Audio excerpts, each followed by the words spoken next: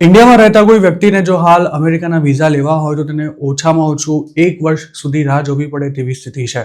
તો બીજી તરફ અમેરિકાના દરેક પ્રકારના વિઝાનો રિજેક્શન રેટ પણ ખાસો વધી ગયો છે અને જેમની પાસે વિઝા છે તેવા પણ અમુક લોકોને યુએસના એરપોર્ટ પરથી જ પાછા પણ મોકલાઈ રહ્યા છે કે પછી તેમના વિઝા રિન્યૂ કરવાનો ઇનકાર કરવામાં આવી રહ્યો છે. આ સિવાય અમેરિકામાં હાલ જે માહોલ પ્રવર્તી રહ્યો છે તેના કારણે પણ યુએસ ફરવા કે પછી ભણવા જતા લોકોની સંખ્યામાં ધરખમ ઘટાડો નોંધાયો છે. તેવામાં હવે ટ્રમ્પ સરકાર ફાસ્ટ ટ્રેક ટુરિસ્ટ વિઝાનો એક પ્લાન બનાવી રહી છે, જેમાં $1,000 ફી ચૂકવીને વિઝા ઇન્ટરવ્યૂ માટે 1 થી 1.5 વર્ષ રાહ જોવાને બદલે ફટાફટ બધી જ પ્રોસેસ પૂરી કરી શકાશે.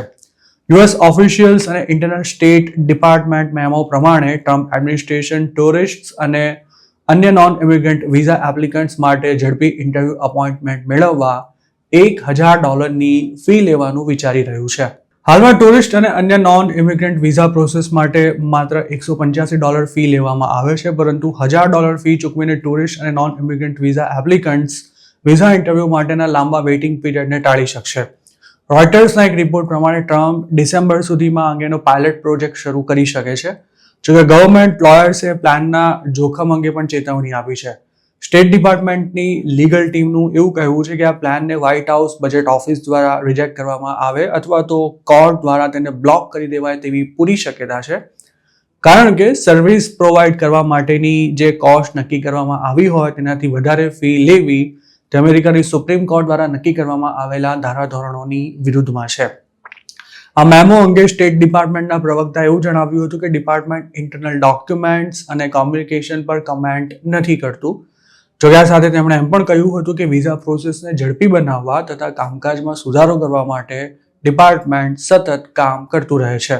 અમેરિકાની સરકારે જાહેર કરેલા આંકડા અનુસાર સ્ટેટ ડિપાર્ટમેન્ટે ફાઇનાન્શિયલ યર 2023માં 10.4 નોન ઇમિગ્રન્ટ વિઝા ઇસ્યુ કર્યા હતા, જેમાં 5.9 મિલિયન ટુરિસ્ટ વિઝાનો પણ સમાવેશ થાય છે.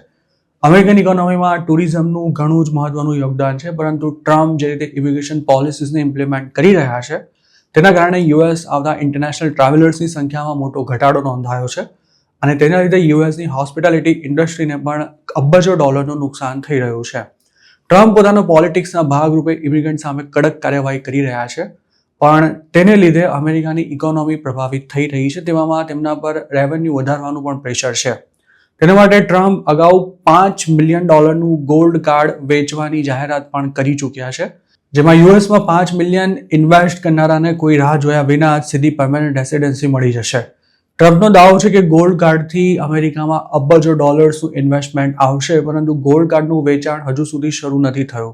તેવી જ રીતે ટ્રમ્પ હવે $1,000માં ફટાફટ વિઝા અપોઇન્ટમેન્ટ આપીને પણ જંગી કમાણી કરવાનો ઈરાદો ધરાવે છે, પરંતુ કમાણીનો આ શોર્ટકટ તેમના ધાર્યા પ્રમાણે આસાન પણ નહીં હોય. આ ઉપરાંત $1,000 આપ્યા બાદ પણ અમેરિકાના વિઝા મળી જ જશે તેવી કોઈ ગેરંટી કદાચ નહીં મળે, જેથી હાલના માહોલમાં યુએસ જવા કોણ $1,000 આપી વિઝા ઇન્ટરવ્યૂ અપોઇન્ટમેન્ટ લેશે તે પણ એક સવાલ છે.